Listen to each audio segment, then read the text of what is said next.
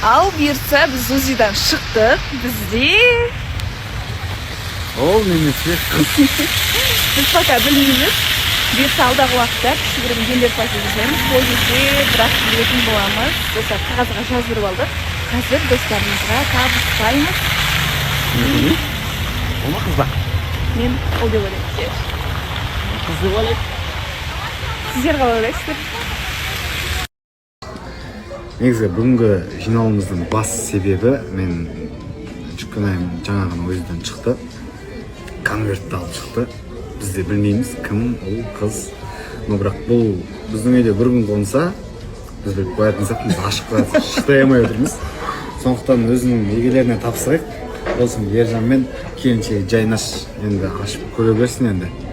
Ұйымдастырып, бәрін шамалы гендер пати жасайық деген ойымыз бар. Кішігірім болсын. Ол ма қыз ба енді, осылардан сұрайсыздар енді, айтып қоймаңдар сендер де енді. О, барекалды, осы жерде барлығы. Қолдаушыларым сұрады екен деп. Көрейік та. Техничке дайректке жазып жүрмеңдер. Біздің эмоциямыздан біліп қоймаңыздар. Бірақ біз енді бұйырса ұйымдастыратын боламыз. Жақын күндері гендер пати болады. Қыз ба, ұл ма, барлығын бірге білеміз, иә? Конверт өздеріңе тәші.